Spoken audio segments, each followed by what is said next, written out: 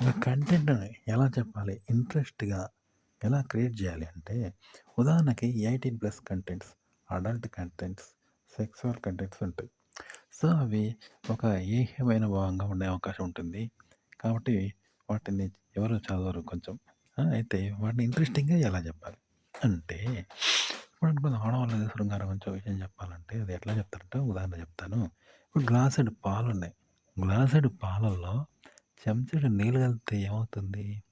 పాలే ఉంటాయి తప్ప నీళ్ళు కనిపించవు.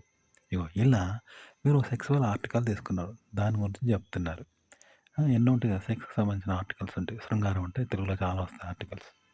ఆ ఆర్టికల్‌ని ఎలా చెప్పాలంటే ఓ ట్రెడిషనల్ ఆర్టికల్ తీసుకోండి. వాళ్ళొకటి ట్రెడిషనల్.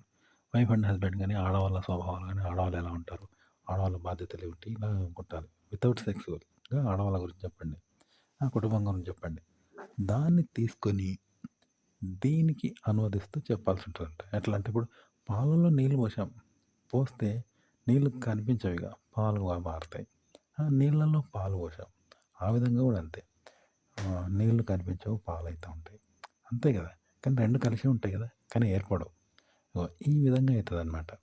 అయి మీరు చెప్పిన సెక్సువల్ కంటెంట్ కాస్త పాలల్లో కలిసిపోతే, నీళ్ళు పాలల్లో కలిసిపోయినట్టుంటే అది ఏర్పడదు. కానీ అలా కలిసిపోయింది. కానీ ఏర్పడతలేదు. కానీ కలిసిపోయినట్టే కదా! ఇగో మీరు సెక్సువల్ కంటెంట్ చెప్పగలుగుతారు. కానీ సెక్సువల్ ఉద్దేశ్యం ఉండకుండా ట్రెడిషనల్ అనేది ఆడ కనిపిస్తూ ఉంటుంది. ట్రెడిషనల్‌గా చెప్తారు. 2 అనమాట. ఒకే దెబ్బకి 2 పిట్టలు కనపడతాయి. ఆ ట్రెడిషనల్‌గా ఉంటుంది కాబట్టి ఇంట్రెస్ట్‌గా చూస్తారనమాట. ఇలా జెప్పాలి.